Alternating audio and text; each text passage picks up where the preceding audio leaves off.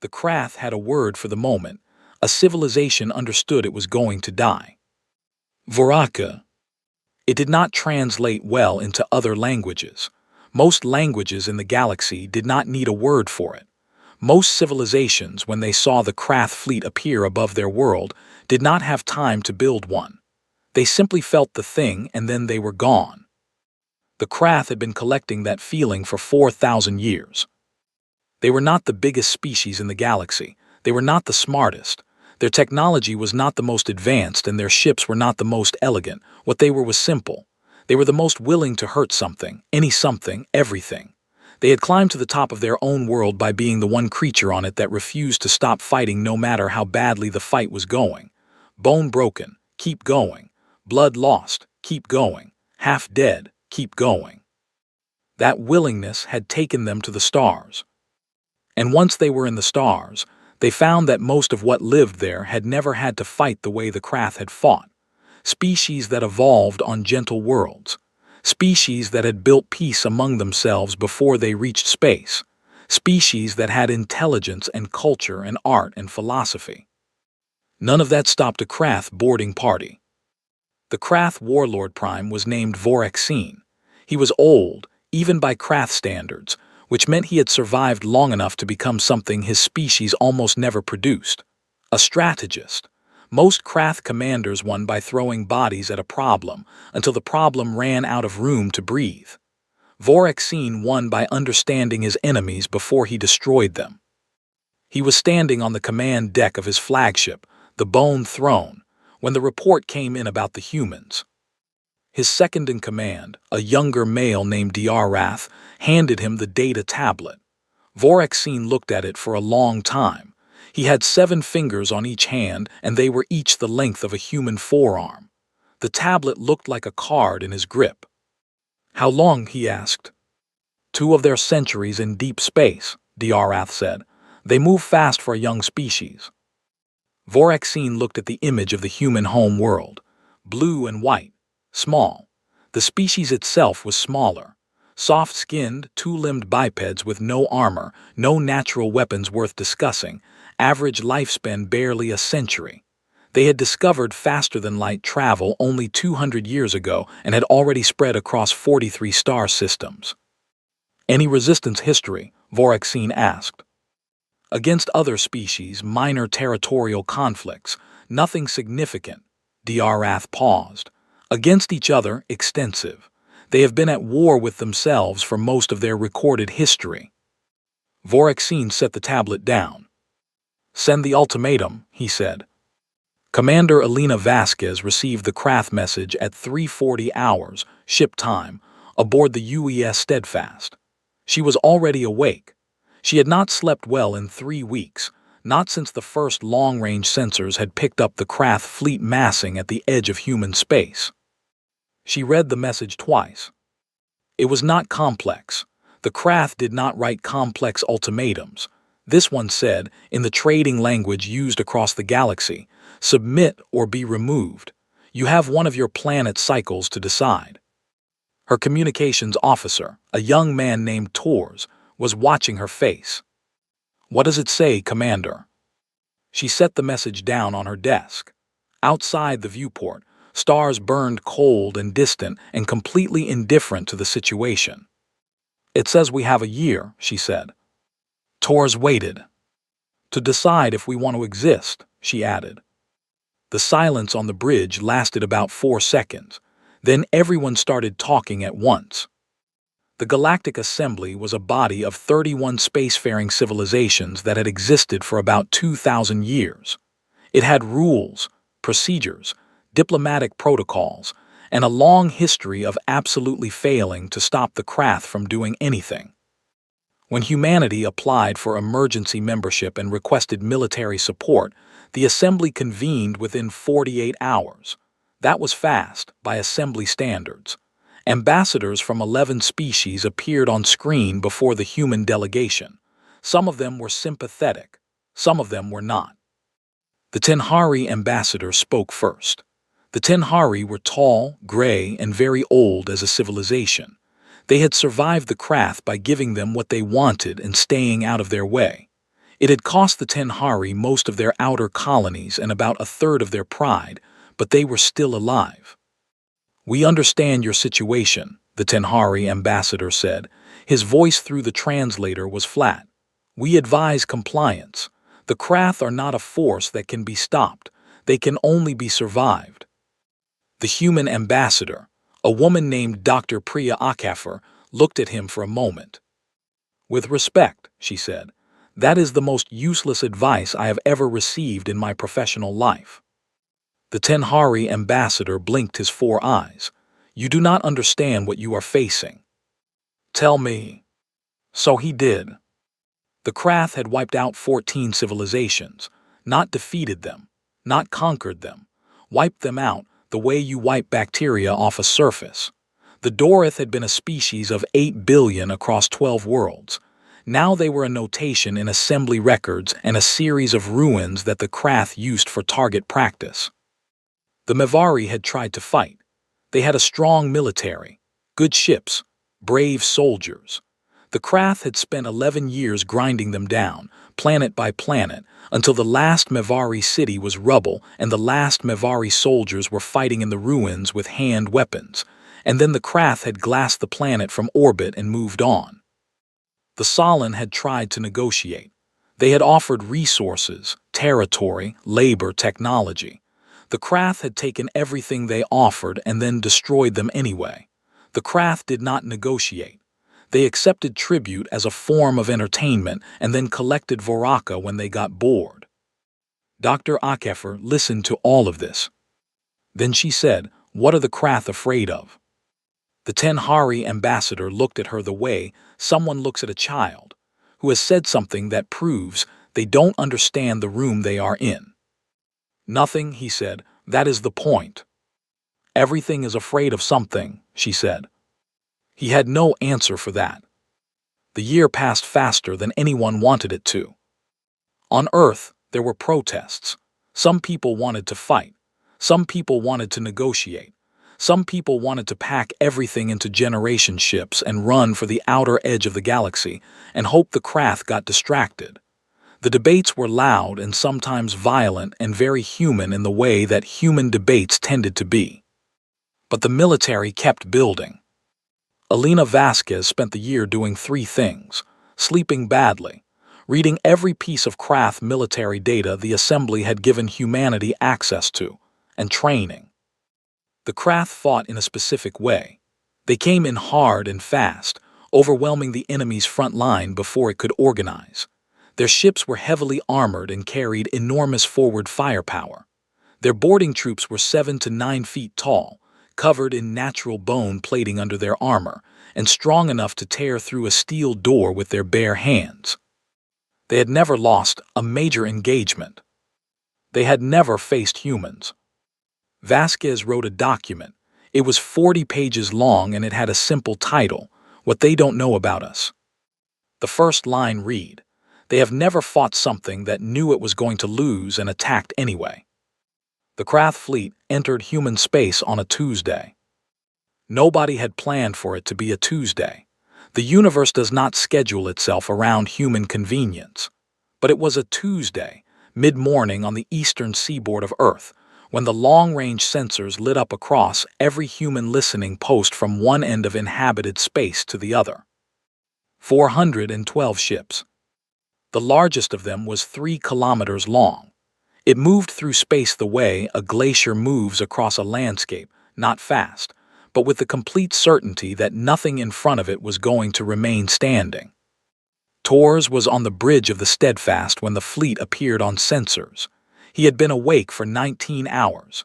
He looked at the screen for a long moment. "There are so many of them," he said, "not to anyone, just to the air."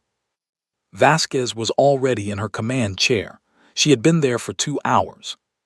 "Yes," she said. "What do we do?" She looked at the screen. 412 ships, each one built by a species that had been doing this for 4,000 years. Each one crewed by soldiers who had never learned to feel fear the same way human beings felt it, because fear, for the Krath, had simply been beaten out of the species by evolution. "We do what we always do," she said. Tors waited. "We make them regret it," she said. Vorexine watched the human fleet on his tactical screen. 61 ships. He had been told to expect 61 ships. He had been told the largest human vessel was 800 meters long and that their weapons technology was about 40 years behind Krath's standard. He had been told the humans had made a formal rejection of the ultimatum and were preparing to resist. He had fought species that resisted before. Analysis, he said to his tactical officer. Standard defensive formation, the officer said. They are grouping their heaviest ships at the center. The smaller fast-attack vessels are on the flanks. They appear to be holding position rather than advancing. Vorexine looked at the formation. It was not bad for a species that had never fought the Krath. They had done some reading. "They are waiting," Diarath said beside him. "Why are they waiting? They should be retreating." Vorexine did not answer. He was thinking about something the assembly briefing had mentioned, something he had almost dismissed. The humans had been at war with themselves for most of their recorded history. Every weapon they had first used against each other. Every tactic, every formation, every piece of military technology. All of it had been tested in conflict before it ever reached space. Most species the Krath faced had built their militaries to fight something else, some external threat, some other species. Humans had built their military to fight humans. "Send the first wave," Vorexine said. But he was still thinking. Vasquez watched the Krath formation break. 40 ships peeled away from the main fleet and began their approach run. They came in a standard Krath assault pattern, a wide spread, closing fast, designed to overwhelm point defense systems by attacking from too many angles at once. She had read about this pattern. She had run simulations of this pattern for 11 months. She keyed her comm. "All ships, execute Plan 7. The human fleet did something the Krath tactical officer had not anticipated. It moved backward. Not retreating, not breaking formation. The entire 61-ship fleet began a controlled, coordinated withdrawal, pulling back at a specific speed, maintaining exact spacing between vessels. The Krath assault wave followed. It would have been strange not to follow. The humans were running. Except they weren't. They were pulling the Krath assault wave into a corridor. On either side of that corridor, invisible against the sensor noise of a nearby asteroid belt, 12 human fast-attack ships were waiting. They were not the biggest ships in the human fleet. They were not the most heavily armed. But they were fast, and they were carrying something the Krath had not seen in the Assembly's intelligence reports because it had been finished 3 weeks ago. Vasquez said, "Fire." The first battle of what would later be called the Krath War lasted 4 hours and 18 minutes. The Krath lost 9 ships, the humans lost 7. By any mathematical measure, the Krath had come out slightly ahead. They had more ships, they could absorb the loss. But Vorexine sat on his command deck after the human fleet had pulled back, and he was quiet for a long time.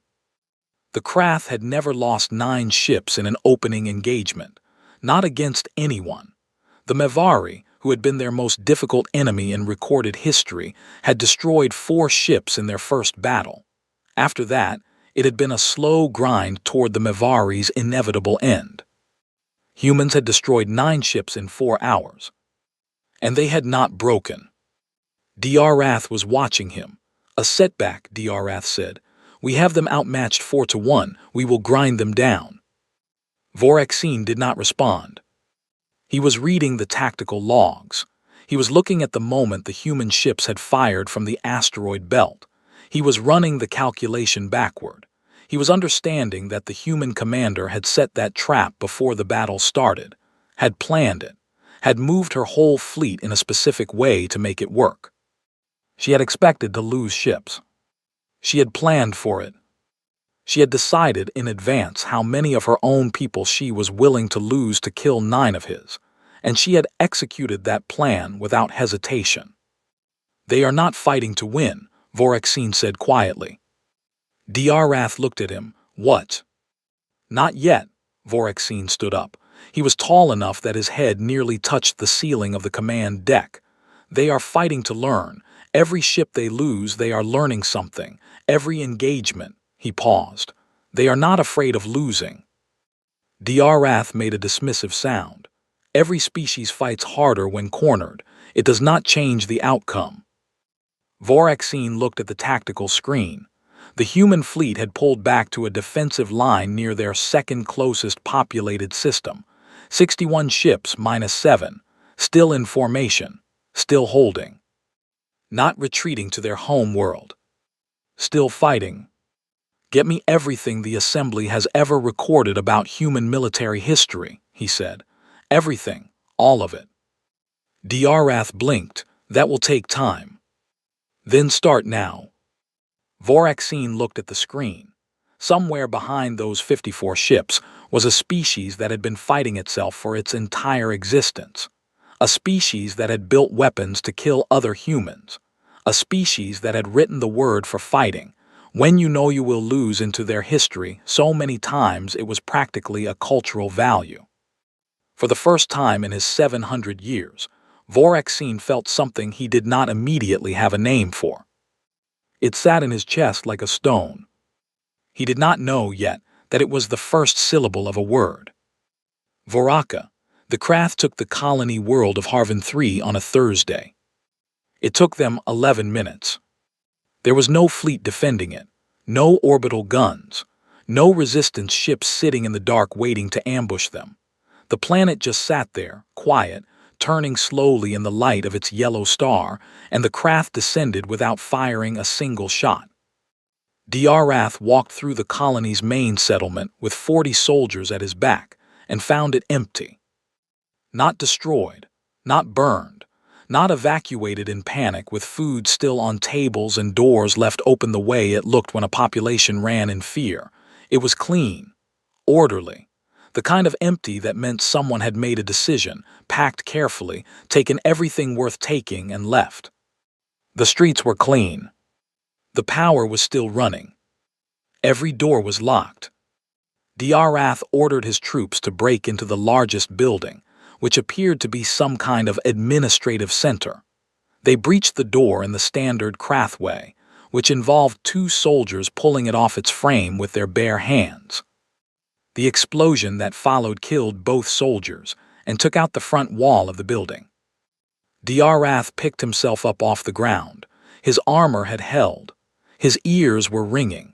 He looked at the smoke where the entrance used to be and understood what had happened. The humans had left. And they had left presence.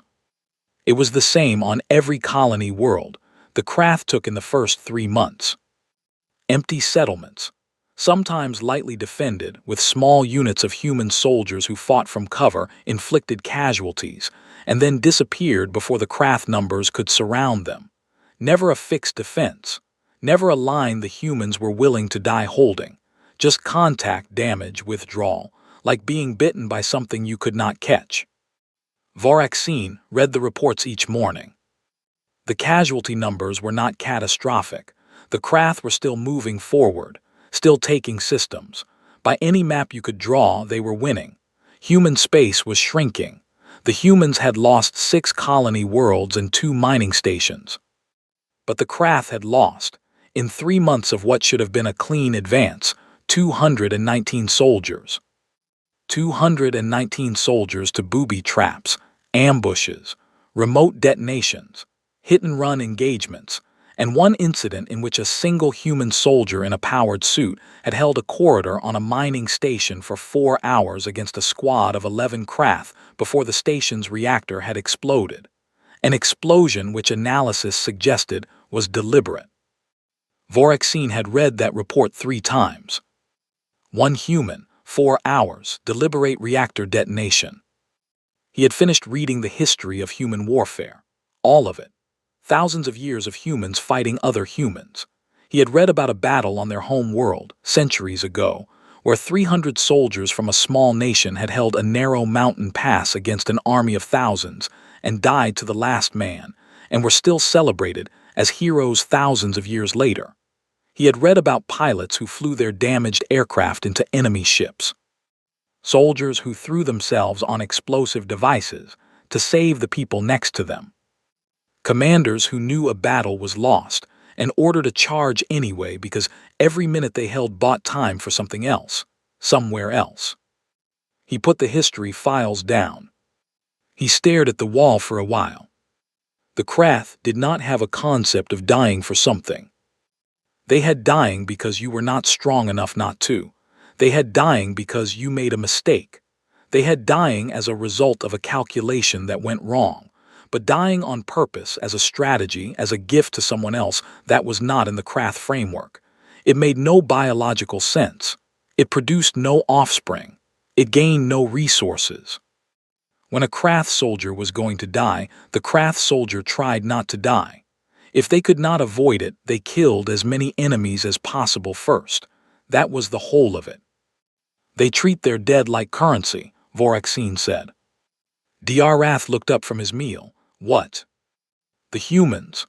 Voraxine was standing at the viewport. The stars outside were the same stars they always were. They spend their dead like money. They decide in advance what a death is worth, and they pay it if the price is right. That is not rational. No, Voraxine turned from the viewport. It is not, which means our models for their behavior are wrong. We have been predicting what a rational enemy would do. They are not rational. Diarath set down his food.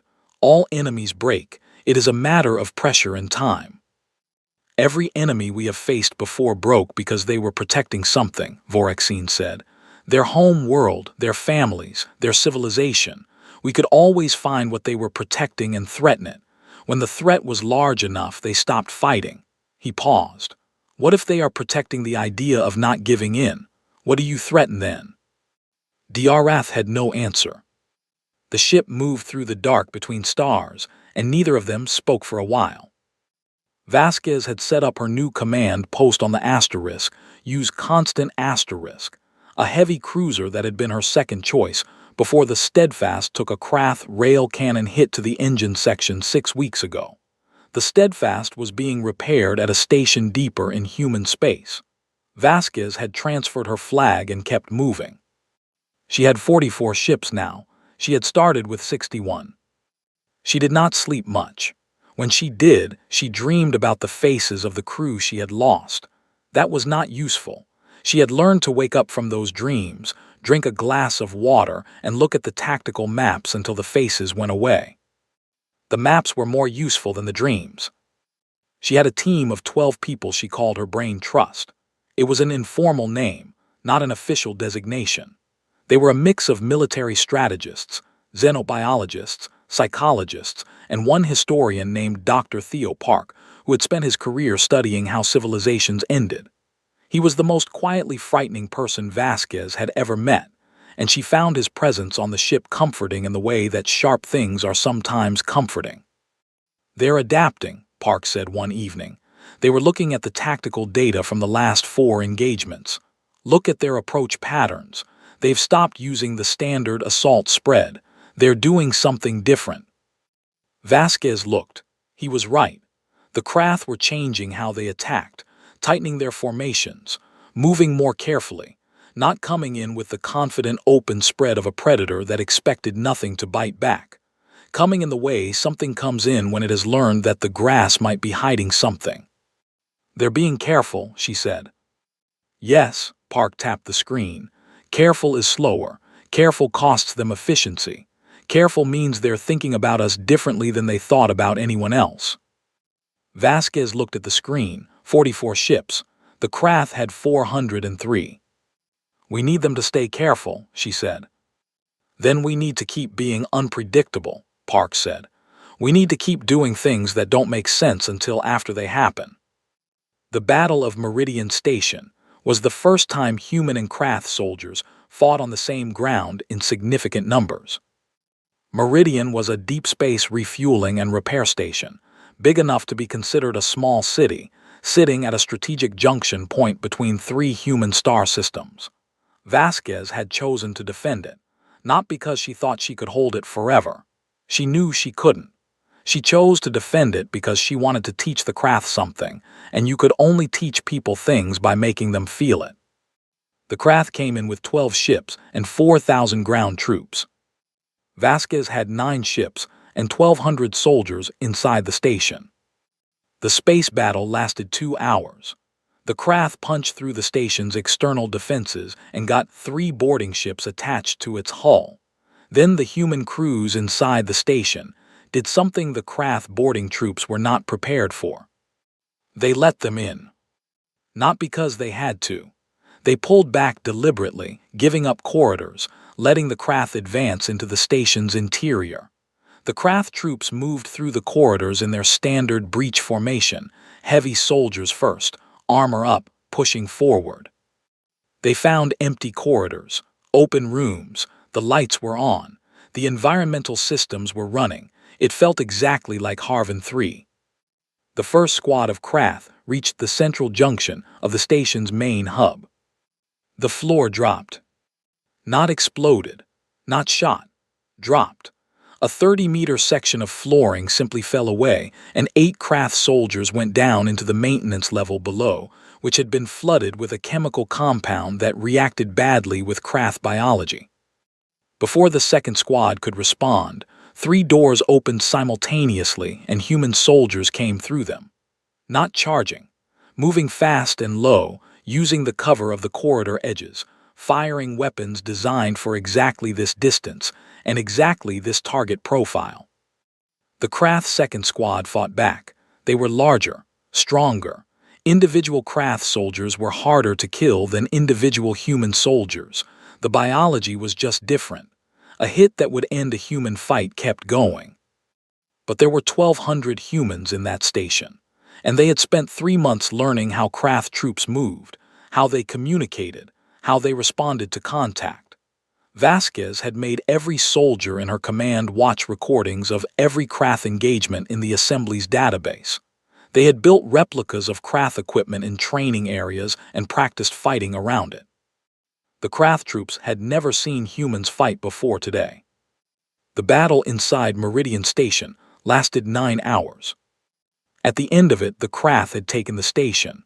They had lost 600 soldiers. Vasquez had lost 411. She pulled her remaining forces out through a back docking bay in ships that had been pre-positioned there 2 weeks ago. On her way out, she hit the switch that started the station's self-destruct sequence. Meridian Station came apart in a quiet white flash that the Krath flagship recorded on sensors. Where a strategic junction station had been, there was now a cloud of debris. The Krath had spent 9 hours and 600 lives to take a piece of infrastructure that no longer existed. Vasquez looked at the flash on the screen. She did not say anything for a moment. 411, she said finally. The number hung in the air of the command deck. Torres, who was at the comm station, kept his eyes on his board. She took a breath, held it, let it go. Log it, she said, and get me a line to Admiral Chen. We have to talk about what comes next. Voraxine received the report on Meridian Station and read it standing up. 612 dead. The station destroyed. The humans had fought a losing battle for 9 hours, inflicted those casualties, and then burned down the building on their way out. He sat down. In 4,000 years of Krath conquest, no enemy had ever forced a loss ratio of that type in a defensive engagement they knew they would lose. The Mevari, the most difficult enemy in Krath history, had never once destroyed a captured installation before withdrawing. It had simply not occurred to them. When the Mevari lost a position, they retreated. They tried to take it back later. It was a rational response to a loss. This was not rational. He sent a communication to the Krath High Council, which he had never done before in the middle of a campaign. The Krath High Council existed primarily to sanction campaigns after they were won. Reporting problems to the High Council was something young commanders did before they learned not to. Voraxine did it anyway. His message was short. It said, "The humans fight differently than any enemy in our history. I need more ships and I need more time. This will not be quick." The response came back in 40 hours. It said, "You have what you have, finish it." Voraxine read that response. Then he put it down and walked to the viewport and looked out at the stars. He had been doing this for 7 centuries, 40 worlds, 14 civilizations. He had never sent a message like that to the High Council, and he had never expected the answer to make him feel small. But the answer made him feel small, because it meant that the High Council, sitting safe and certain at the center of Krath space, believed this was like every other campaign, believed it was a matter of pushing long enough and hard enough, believed these humans would eventually feel the thing all the others had felt. Voraxine was no longer certain that was going to happen. He was starting to wonder, in the part of his mind that he was trained not to listen to, if the opposite was possible. If it was possible that a species existed which could be pushed and pushed and pushed, and instead of breaking, simply pushed back harder each time, learning, adjusting, spending its dead like they meant something and coming back with the bill. He thought about that human soldier in the corridor. 4 hours, alone, then a deliberate explosion. What kind of species produces something like that? He didn't sleep well that night. Which was new for him. Which was, though he would not have used the word, frightening. 6 months into the war, Vasquez stopped running. Not all at once. It was not a dramatic decision made in a single moment. It was more like the way a tide turns, slow, inevitable, and only obvious in hindsight when you looked back at where it started. She had 41 ships. She had lost 3 more since Meridian. She had also, in those 6 months, learned things about Krath fleet movements that she could not have learned any other way. You had to be in the fight to learn them. You had to absorb the hits and study what came before them. The Brain Trust had been working around the clock, and Dr. Park had 17 whiteboards in his cabin now, all covered in notes, and he only slept when someone physically turned his lights off. What they had found was a seam. The Krath fleet was enormous. 400 ships do not run on confidence alone. They run on fuel, ammunition, replacement parts, food for troops, medical supplies. A 400-ship military operation produces a logistics train that stretches back thousands of light years to the Krath home systems. That logistics train has to move through space on a schedule because 400 ships cannot wait. They have to keep pushing. The schedule was the seam. The Krath resupply convoys moved through a corridor of space near the Kepler relay, a navigation point that the Krath had marked as secured territory 6 weeks into the war. It was, by every scan the Krath ran, empty space. No human ships, no human installations, just dark. Vasquez had put 6 ships there 4 months ago and told them to go completely silent. No active sensors, no communications, nothing that could be detected, just sit, wait, watch. They had watched 31 Krath convoys move through that corridor. They knew the schedule. They knew the ship counts. They knew the sensor sweep patterns the Krath escort vessels ran and exactly how long each sweep took and exactly what the blind spots were. Vasquez looked at the plan her team had built and felt something she had not felt in 6 months. Possibility. "We hit Convoy 14, she said. "It's the biggest and it's carrying propulsion components for their main battle group. They lose those parts. They lose maneuverability for 6 weeks minimum while they wait for replacements." Park looked at the plan. "If they trace the attack back to us before we're gone, we lose those 6 ships." "Yes. And we lose the intelligence advantage. They'll change the convoy routes." "Yes." Vasquez looked at him. "We've learned what we can learn from watching. Now we have to start making them react to us instead of the other way around." Park looked at the plan for a moment longer. "All right," he said. The attack on Krath Convoy 14 lasted 8 minutes. The 6 human ships came out of their silence like something waking up angry, hit the convoy from 3 angles simultaneously, destroyed the 4 escort vessels before the Krath could organize a response, and then turned their weapons on the cargo ships. 7 of the 9 cargo ships were destroyed. 2 escaped. The humans were gone before any response fleet could get close. Total human losses, none. Voraxine read the report and threw the tablet across his command deck. It hit the far wall and cracked. Diarath watched it fall to the floor. He said nothing. Voraxine stood in the center of the room with his fists closed and breathed. The loss of those propulsion components was significant but manageable. Replacement parts were already being rerouted. What was not manageable was the implication. Those ships had been sitting silent in what should have been secured space for months, patient, watching. He had never heard of an enemy doing that before. Every species the Krath had fought had used their forces actively, had sent scouts they could detect, had built defenses they could find and destroy. These humans had used their ships like held breath. They were there the whole time, Diarath said. Yes. How many other positions like that are there? Voraxine did not answer, because the answer was that he did not know, and not knowing was new and had an unpleasant texture to it. He changed the convoy routes. He added more sensor sweeps. He pulled 2 ships off the front line and turned them into dedicated patrol craft for the supply corridor. Then he got a second message from the High Council. It said the campaign is taking too long. Take a human population center, make an example, end this. He read it twice. He understood what it meant. The High Council was impatient. The High Council wanted to see the look on humanity's face that they had seen on every other face. They wanted *Voraka*. He pulled up the map of human space and found a target. The planet was called New Carthage. It had a population of 600,000. It was not a military target. It had no strategic value. It was a farming colony, mostly flat land, lots of grain, some cattle, a few small cities.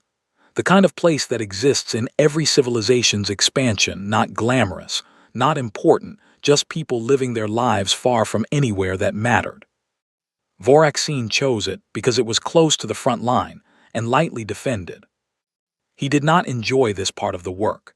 This was not something he would have admitted to Diarath or to anyone else, but it was true. He was a soldier. He had been built by his life to destroy military forces. Burning farms felt like something else, something that did not sit clean.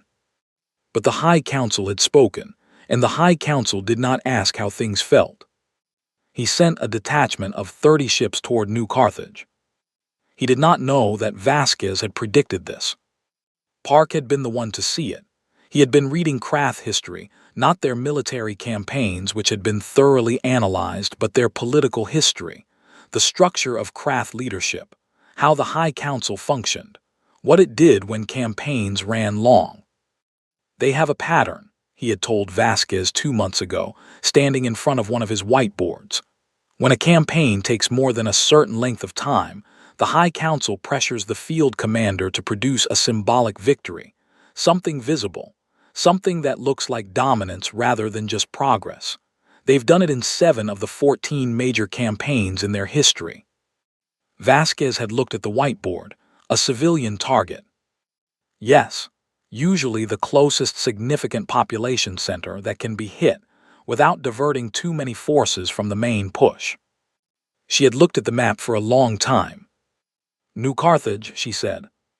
That would be my guess, Park said. It's close, it's soft, and it's visible enough to be a statement. Vasquez had started making calls that same day, quietly, without logging the orders in the main command record, because the main command record could theoretically be captured and read. She had moved a civilian evacuation through New Carthage over the following 6 weeks, slow enough not to look like a sudden panic departure, fast enough to move 400,000 people off-planet before the Krath arrived. The remaining 200,000 were military volunteers and a portion of the population who had refused to leave, and those people had been given the choice 3 times, and on the 3rd time, Vasquez had stopped asking. Underneath the farms and the flat land of New Carthage, human engineers had been working for 2 months. The Krath detachment arrived at New Carthage and immediately detected the population reduction. Sensors showed significantly fewer heat signatures than recorded population data suggested. The detachment commander, a mid-rank officer named Scar, sent an alert back to Voraxine and then decided to proceed. It looked like a partial evacuation. Some people had run, some had stayed. This was normal. This was what civilians did. He brought his 30 ships into orbit. His ground forces began their descent in landing craft. Standard approach. 40-degree entry, dispersed formation, each craft carrying 100 soldiers. The landing craft were about 300 meters above the surface when the ground opened up. Not in one place, in 40 places simultaneously. Launch tubes, installed over 2 months of careful work, fired surface-to-air weapons straight up. 19 landing craft were destroyed before they reached the ground. The soldiers who survived the landing hit the surface and found it defended, not by a militia, not by civilians with light arms, by soldiers, dug in, prepared. Every field and every street and every building had been turned into a defensive position. Scar pulled his ships into attack formation and began orbital bombardment to support the ground troops. The bombardment hit decoy positions. The human soldiers had been moving since the craft landed, shifting, never staying where they were when the last scan was taken. The orbital guns were firing at empty trenches and abandoned buildings and carefully constructed false heat signatures. The ground battle lasted 2 days. Then Vasquez arrived. She had been waiting at the edge of the system with 20 ships outside craft sensor range. When the craft detachment was fully committed to the ground operation, with its attention split between the surface fight and the orbital support, she brought her fleet in from behind the planet's moon. 20 ships against 30, better odds than she had worked with in months. The battle in orbit lasted 6 hours. The craft lost 19 ships, Vasquez lost 4. The 11 remaining craft ships broke off and ran. In craft history, going back 4,000 years, a craft military force had never broken off and run from a human-sized engagement. Vasquez watched them go on her tactical screen. The bridge of the constant was quiet, the kind of quiet that has weight in it. Torres said very softly, "Did we just?" "Yes," Vasquez said. News travels fast in a galaxy that has had faster-than-light communication for 2,000 years. The Battle of New Carthage was in assembly channels within 18 hours. Within 48 hours, it had been transmitted to every member civilization's news network. Within a week, it was the most discussed event in the assembly since the craft had first appeared at the edge of known space. The Tenhari ambassador, the same one who had told Dr. Akafer that the craft could only be survived, requested an emergency session. At that session, he said something that no Tenhari official had said out loud in recorded memory. "We would like to discuss the possibility of material support for humanity's defense effort." Dr. Akafer, who had been sitting in assembly sessions for 6 months listening to politely worded expressions of sympathy that came with absolutely nothing attached to them, looked at the Tenhari ambassador for a long moment. "I thought the craft couldn't be stopped," she said, "only survived." The Tenhari ambassador had the good grace to look like he understood the rebuke. "We may have been working from incomplete information," he said. 2 other member civilizations made similar offers before the session ended. Small things, fuel supplies, access to repair facilities outside human space, nothing that constituted an alliance, nothing that put anyone else in the direct path of the craft response. But something had shifted. The assembly had spent 4,000 years understanding that the craft were the most dangerous thing in the galaxy. That understanding had been the background radiation of galactic politics for longer than most current civilizations had been in space. It was the thing everyone knew and no one argued with because arguing with a fact was pointless. New Carthage had cracked the fact. Not broken it, not disproved it, just put a hairline fracture in it that let a little light through. Voraxine received the report on New Carthage alone. He had asked Diarath to leave the command deck. He had not explained why, and Diarath had not asked. He read the numbers: 19 ships destroyed, 11 in retreat. The ground operation failed. The human population largely already evacuated when the Krath arrived. She had known he was coming. She had read his patterns the way he had spent 7 centuries reading enemy patterns. She had studied him, predicted him, set a trap designed specifically for the move he would make under specific political pressure. He sat for a long time. He thought about what it meant that a human commander had understood Krath political pressure well enough to predict his tactical decisions 2 months before he made them. It meant she had studied the Krath the way the Krath studied prey. It meant she did not think of the Krath as an unstoppable force. She thought of the Krath as a problem. Voraxene had destroyed 14 civilizations. In all that time, no enemy had ever treated the Krath as a problem to be solved. They had treated the Krath as a disaster to be endured or escaped. This human woman was treating him like a puzzle. And she was solving it. He pulled up his communication terminal and started composing a message to the High Council, not a report, a recommendation. It said we should discuss terms. He deleted it. He wrote it again. He deleted it again. He sat in the dark of his command deck for a very long time, and then he made a different decision. The kind of decision that felt like stepping off a ledge in the dark, not knowing how far down the ground was. He was going to end this himself, not by retreating, not by negotiating, by committing everything he had to one decisive engagement, crush the human fleet completely, take their home world, deliver the High Council what they wanted, or find out finally and completely what this species was made of. He began drafting orders for a full fleet advance toward Earth.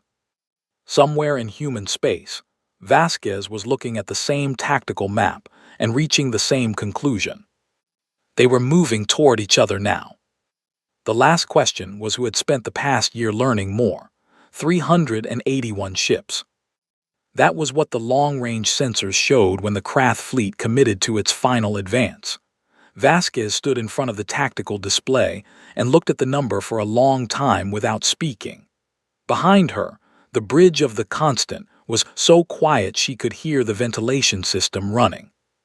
381 ships, moving in a formation that stretched across 400,000 kilometers of space, heading for Earth at a pace that said they were not in a hurry. Not because they were being careful, because they were not afraid of anything that might be waiting for them. Torres broke the silence. "How many do we have?" 53, Vasquez said. He didn't say anything after that. She had spent the 3 weeks since New Carthage doing 2 things simultaneously. The first was building, the second was asking. The building was a weapons program that her chief engineer, a short and permanently exhausted woman named Commander Yuki Sato, had been working on for 4 months in the repair bays of a station, so far from the front line that the Krath didn't know it existed. Sato had not slept well in 4 months. She had also not complained once, which Vasquez found both admirable and slightly worrying. What Sato had built were not larger guns. They were not better shields. They were smaller and faster, and designed to do one specific thing that nothing else in the human arsenal could do yet. The asking was harder. Vasquez had transmitted a direct personal message to the ambassadors of the Tenhari, the Solon survivors, the Mevari survivors, and 9 other civilizations that had reason to want the Krath stopped. The message was not diplomatic in the formal sense. It was short and honest. It said, "They are coming for us in 3 weeks with everything they have. If we lose, you're next. Not eventually. Soon. I am not asking for your full military. I am asking for any ships you can spare and the willingness to stand beside us once in the history of this galaxy. You will not get another chance to make this choice." 8 civilizations sent nothing. The Tenhari sent 12 ships. A civilization called the Veth, small and quiet and mostly known for their astronomical research. sent 4 ships crewed entirely by volunteers. Their ambassador had transmitted a note alongside the ship manifests. It said, "We have watched the craft take everything from everyone for 2,000 years. We would like, at least once, to have done something about it." Vasquez read that note 3 times. She sent back, "Welcome to the fight." Vorexine watched his fleet advance and felt, for the first time in a long time, like himself again. This was what he was. This was what all of it had been building toward. The supply raid, New Carthage, the long months of Bytand retreat, all of it was about to become irrelevant. He had 381 warships and the humans had, according to his best intelligence, somewhere between 50 and 60. Even with the Tenhari ships and whoever else had answered their request, they could not reach numbers that made this survivable for them. The math was simply the math. He stood at his viewport and watched his fleet move through space and let himself feel good about it, just for a moment. Dr. Rath was at the command console, running final checks. All ships confirm advance formation, estimated contact in 19 hours. Good. The High Council has been monitoring our position updates. They are pleased. Vorexine almost smiled at the pause around that word. The High Council being pleased was a sensation he had not experienced in some months. "They should be," he said. He did not say what he was also thinking, which was that the thing that had kept him awake for weeks was still there. The human commander had predicted his move at New Carthage 2 months before he made it. She had been inside his head in a way no enemy had ever been. She would know this was coming. She had known every other move was coming, and she had planned for each one. What had she planned for this? He pushed the thought down. There was nothing to plan for this. The math was the math. Vasquez called the full briefing 14 hours before contact. Every commanding officer in the combined human and allied fleet attended via screen. 61 faces. The Tenhari commander was a tall gray figure who kept his expression carefully neutral. The 4 Veth captains looked, to Vasquez, like scientists who had decided to do something completely out of character and were holding their nerve through sheer stubbornness. She liked them immediately. She stood in front of the tactical map and explained the plan clearly and without decorating it. "They are going to hit us with everything," she said. "We are not going to let them." She moved through it step by step. The human fleet would not form a standard defensive line. A defensive line against these numbers was just a slower way to lose. Instead, the fleet would split into 7 groups and operate independently, each one with its own target assignments and its own authority to maneuver. No central formation to break. No single point to overwhelm. 7 separate problems. She watched the faces on screen as she said this. Some of them understood immediately. Some of them had questions. She answered the questions plainly. Then she showed them the second part. "In the past year, we have collected sensor data from every engagement with the Krath fleet," she said. "We have mapped their command communication patterns. The Krath fleet command structure requires constant active communication between the flagship and 12 command vessels to function. Those 13 ships are always within a specific distance of each other, because their communication system doesn't work beyond that range." She highlighted the 13 ships on the tactical display. If those ships are destroyed or disabled simultaneously, the Krath fleet loses coordinated command. Individual ships can still fight, but they cannot execute complex fleet maneuvers. They lose the ability to respond to a changing situation as a unified force. She paused. "We have been building weapons specifically designed to hit those 13 ships at the same moment." Sato's weapons, 4 months of no sleep. The Tenhari commander spoke. His translator made his voice flat and precise. "Destroying the flagship while the Warlord Prime is aboard would require penetrating the heaviest armor in the Krath fleet." "Yes," Vasquez said. "That is extremely difficult." "Yes. What are the chances your weapons succeed?" Vasquez looked at him. "Better than the chances of us winning a straight fight against 381 ships." He was quiet for a moment, then he nodded once. "Proceed," he said. The battle began the way craft battles always began. Fast, loud, overwhelming.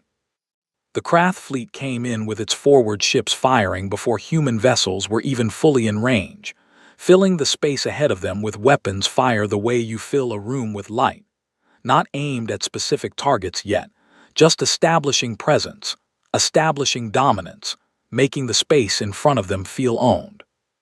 It had worked for 4,000 years. The human fleet did not form up to receive the charge. It scattered. 7 groups peeling away in 7 directions, each one moving with purpose rather than panic, each one already heading toward its assigned position. The Krath formation, designed to crash through a defensive line, hit empty space. Voraxine saw it immediately. Adjust formation, pursue Group 3 and Group 7, those are the heaviest. The human groups had already changed direction.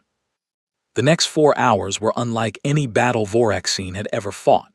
The Krath fleet was enormous and powerful and completely unable to bring that power to bear cleanly because every time a Krath formation organized to pursue one group of human ships, 2 other groups were already attacking from a different angle.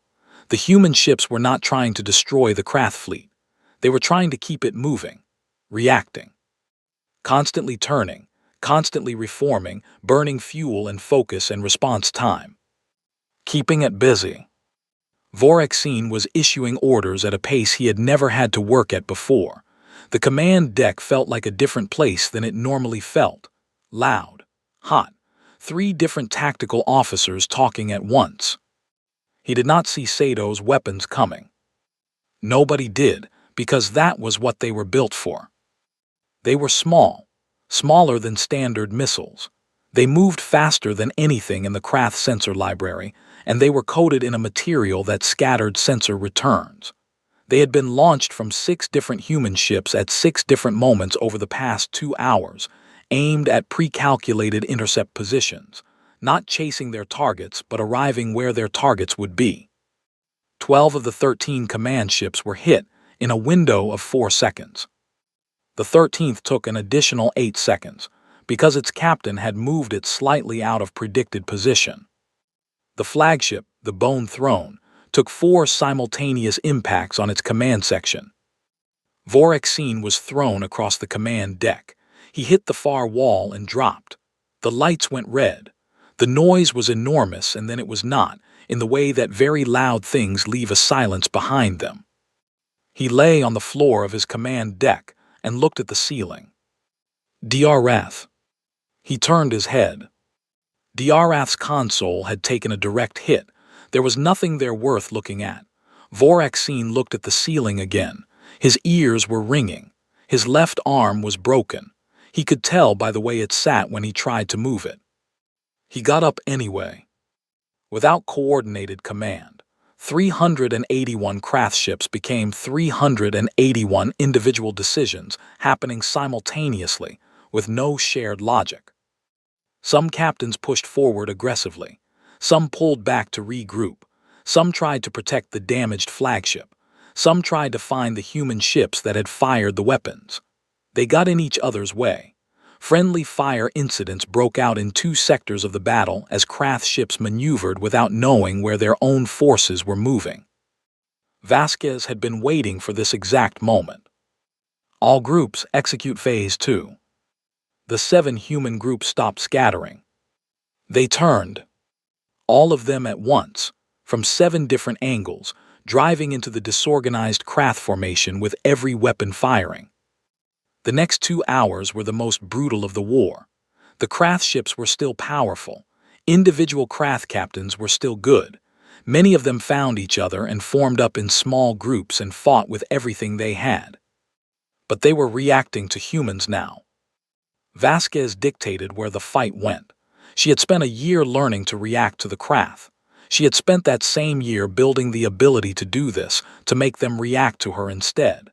Every human group knew where the other 6 were.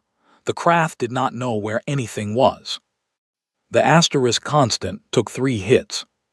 One of them opened a section of the crew deck to space. Vasquez felt the ship shudder under her feet and kept issuing orders.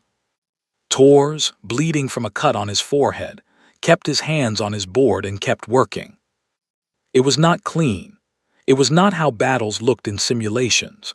It was loud and costly and terrifying, and it kept going long past the point where Vasquez had started losing track of which ships had gone silent on the comm network. She did not look at the casualty list. Not yet, not now. Later. Voraxine restored partial command communications 90 minutes after the strike. In those 90 minutes, he had lost 63 ships. He had his remaining officers gather what data they could while he stood at the damaged viewport of the Bone Throne with his broken arm held against his side. The viewport had cracked but not failed.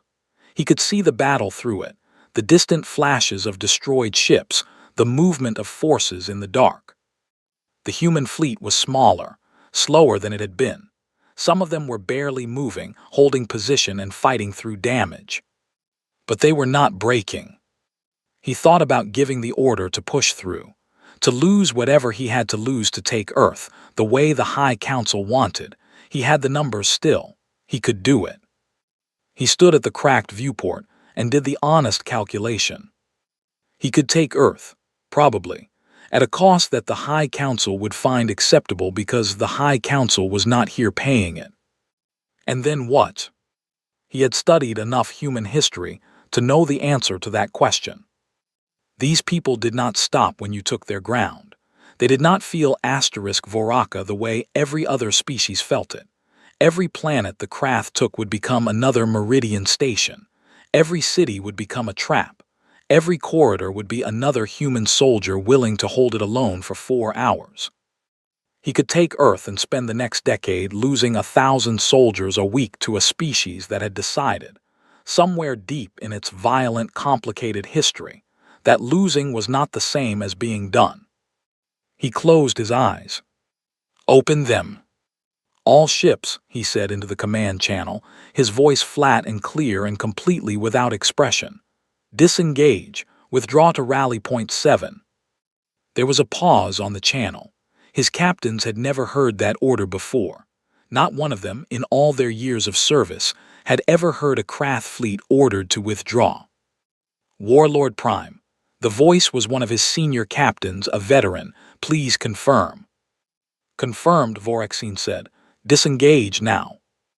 The Krath fleet, for the first time in 4,000 years of recorded military history, retreated. Not a detachment, not a patrol vessel, not 11 ships from a failed colonial operation. The fleet. Vasquez watched them go. She watched them go for a long time and did not speak. The bridge around her was very quiet.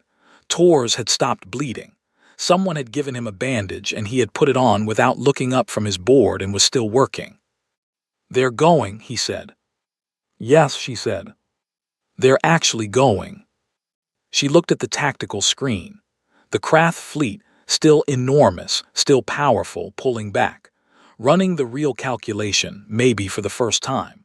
Understanding that winning every battle was not enough if the thing you were fighting learned something from every loss. She thought about all the faces she would look at on the casualty list. Later. Get me a damage report, she said, and someone tell Dr. Akafer the assembly is going to want to talk to us very soon. She sat down in the command chair and looked at the empty space where the Krath fleet had been. Outside the cracked viewport, the stars were exactly as they always were, cold and distant and completely indifferent. She did not care. She was still here. The High Council stripped Voraxine of his command on the same day he arrived at the rally point. They did not wait for a report. They did not ask for an explanation.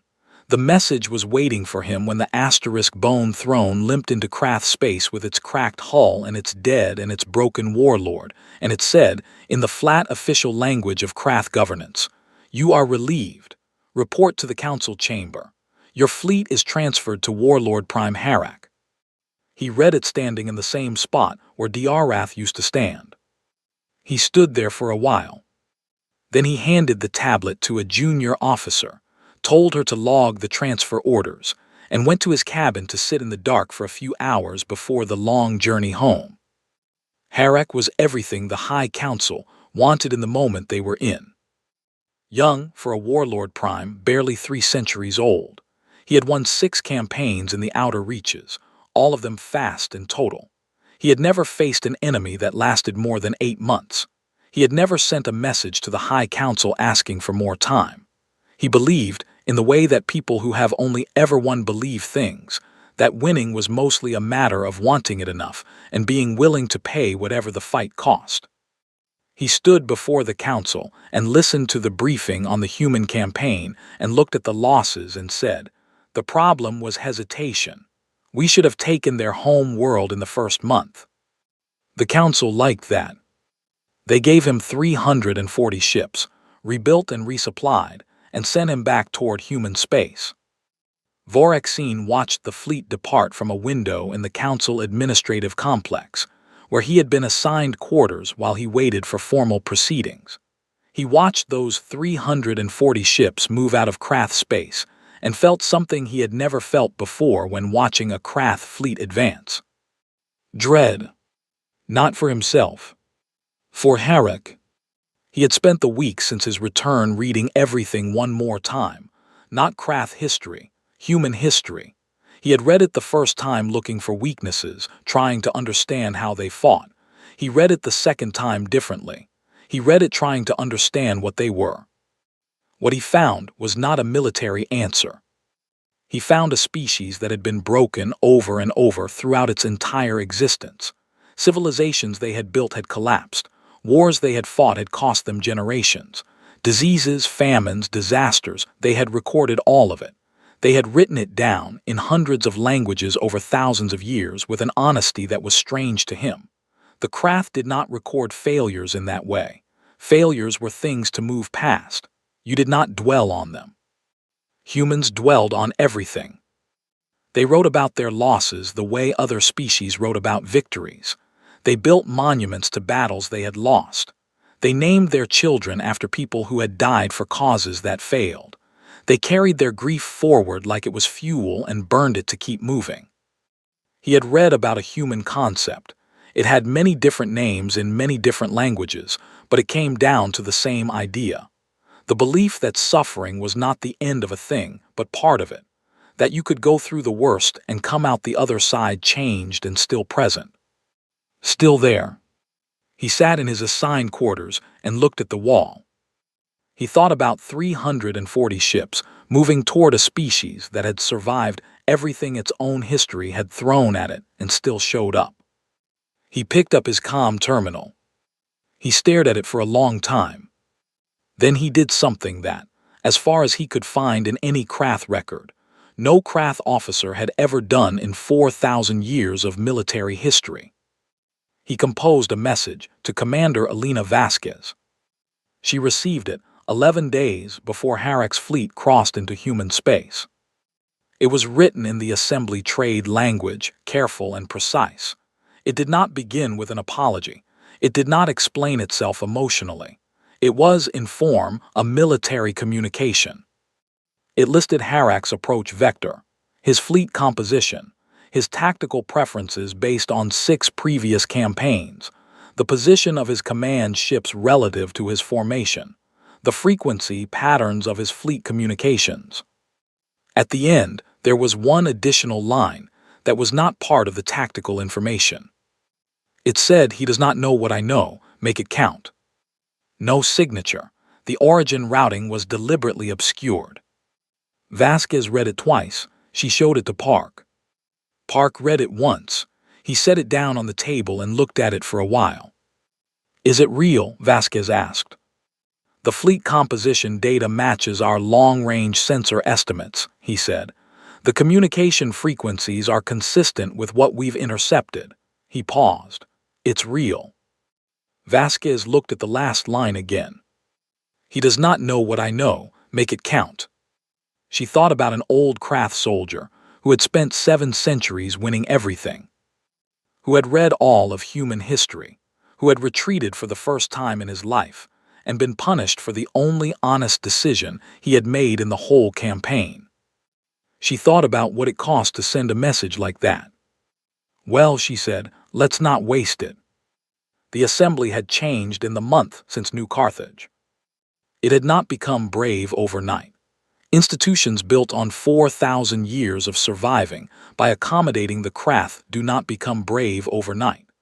But the fracture that New Carthage had put in the old understanding had spread, quietly, through every diplomatic channel and every private conversation in every member civilization. When Dr. Acaffer went to the assembly and said, plainly, that humanity needed a coalition, and that this was probably the last moment in history when forming one was possible, she got something she had not gotten before. A room that was listening. 22 civilizations sent ships. Most of them were small contributions. 3 ships here, 6 ships there. The Tenhari sent 22. A civilization called the Dross, squat and four-armed and ferociously proud, sent 15 ships and a message that said simply, "We have been waiting for someone to do this first." The combined fleet that met Harak's 340 ships numbered 186. Still outnumbered. Still showing up. Harak's first mistake was his formation. He brought his fleet in the way he had always brought his fleet in, fast, overwhelming, confident. A broad assault spread designed to crash through resistance and keep going. He had studied the previous engagements in the human campaign and concluded that the human tactic of splitting into independent groups was a desperation measure, not a deliberate strategy. He planned to pursue each group individually and destroy them one at a time. It was a reasonable conclusion from the available evidence. It was completely wrong. Vasquez had known his command ship's position before the battle started. She had known his communication frequencies. She had known, from the tactical information in the unsigned message, that Harak kept his command ships tightly grouped at the center of his formation because he believed the center was the safest place, and because he had never had a reason to think otherwise. She did not wait this time. She hit the command ships in the first 8 minutes. Not with Sato's specialized weapons. Those had taken 4 months to build, and the supply was limited. With everything. She put every ship she could spare onto a direct intercept course for the center of the Krath formation and ordered them to ignore everything else. The Krath forward ships turned to engage. They were faster. They would catch the human vessels before they reached the center. They would have, except the Tenhari ships were already there. The Tenhari had spent 2,000 years watching the Krath fight. They had, in all that time, accumulated a detailed understanding of Krath tactics that they had never used for anything except figuring out how to stay out of the way. Under different circumstances, that knowledge would have stayed unused forever. They used it now. The Tenhari fleet hit the Krath forward ships from an angle that the Krath had never had to account for because the Tenhari had never been an enemy before. It bought 4 minutes. 4 minutes was enough. Harak's command section took 11 simultaneous impacts and went dark. The battle lasted 7 hours. It was the largest engagement in galactic history since a war that had ended 800 years ago between 2 civilizations, neither of which still existed. 186 ships against 340. The numbers were still wrong. They stayed wrong the entire time. It did not matter. The Krath fleet without command coordination was a different thing than the Krath fleet with it. Not helpless. Individual Krath captains were still dangerous, still experienced, still completely willing to fight. But they were 340 individual decisions instead of one. They could not respond to the coalition's movements as a unit. The coalition could. Vasquez had spent a year building something she could not have built any other way. Not ships, not weapons. An understanding of how to fight the Krath so specific and so detailed that it had become its own kind of advantage. She knew how individual Krath captains would react when their command structure failed. She knew which ones would push forward and which ones would pull back. She had written 30 pages of behavioral profiles based on recorded engagement data. Her fleet moved through the Krath formation with that knowledge, the way you move through a familiar room in the dark. Harak was dead 4 hours in. His ship had taken too much damage to contain its own reactor. The explosion took 2 neighboring Krath vessels with it. After that, the Krath fleet did something that Voraxine's fleet had taken 700 years, and one deeply honest warlord to do. It broke. Not an ordered withdrawal, not a strategic retreat. Individual ships turning and running, each one making its own calculation, nobody coordinating, the formation dissolving into scattered flight. The coalition did not pursue far.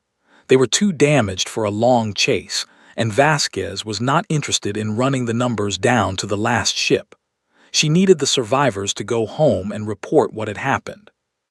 She needed the High Council to understand. "Let them go," she said. Tors looked at her. "All of them. Enough of them." She looked at the tactical screen, the scattered red dots that had been a Krath fleet moving away in every direction. They need to deliver a message. The message arrived at the Krath High Council chamber 9 days later. It was not a formal communique. It was the accumulated sensor logs and combat records of 131 surviving Krath captains, each one reporting independently, each one describing the same thing from a different angle. The High Council read the reports in session. Then they sat in silence for a while. Of the 340 ships Harak had taken to human space, 49 had made it back. 218 were destroyed.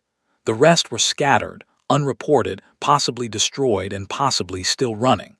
The coalition had hit their second warlord prime in 2 engagements.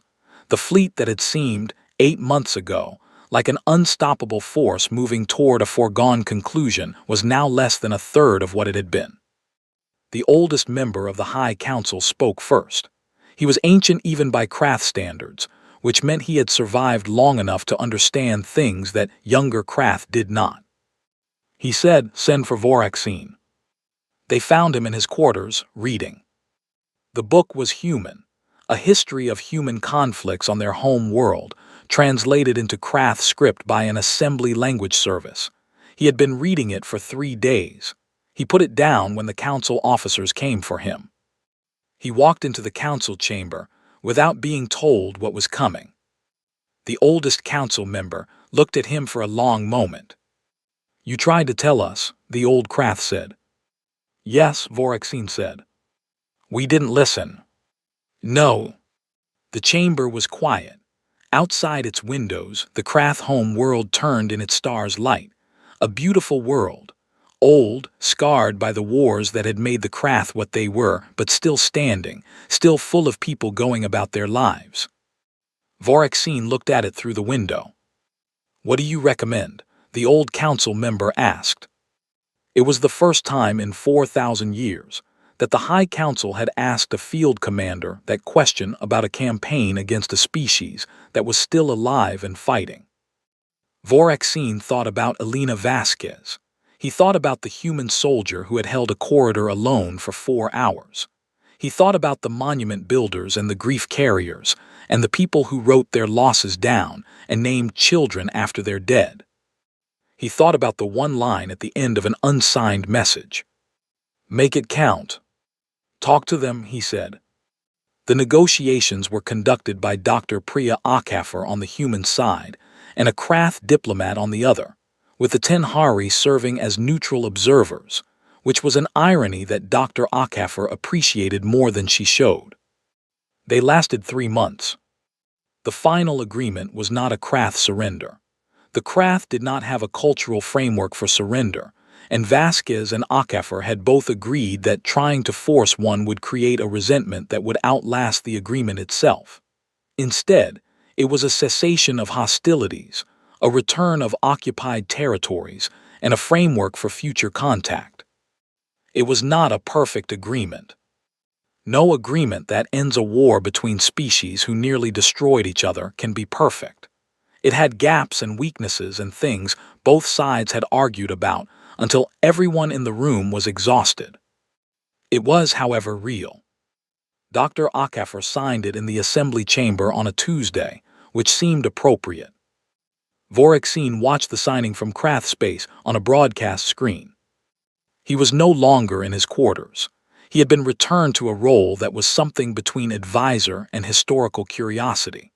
The High Council listened to him now in a way they had not listened to him during the campaign.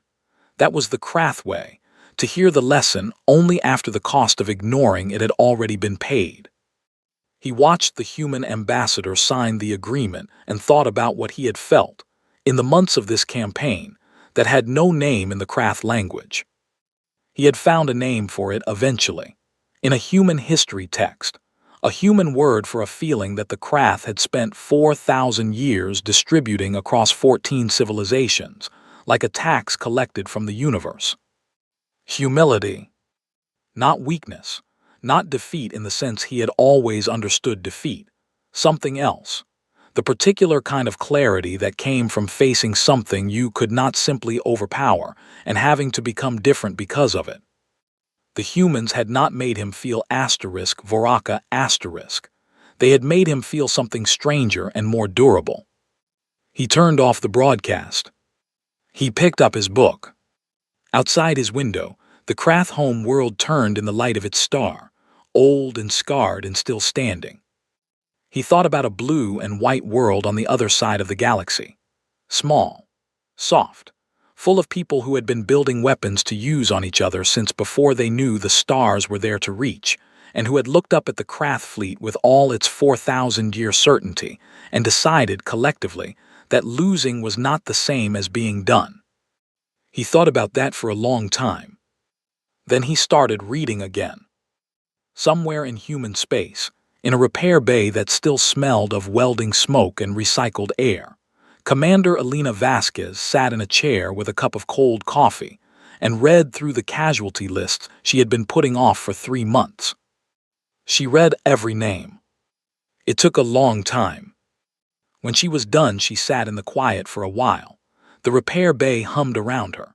Somewhere down the corridor, Torres was laughing at something, his voice carrying through the thin walls the way voices do on ships. She folded the list. She put it in her jacket pocket, close to her chest. She picked up her coffee, found it cold, and drank it anyway. Outside the viewport, the stars were the same stars they always were. She was still here. That was enough. For now, it was enough.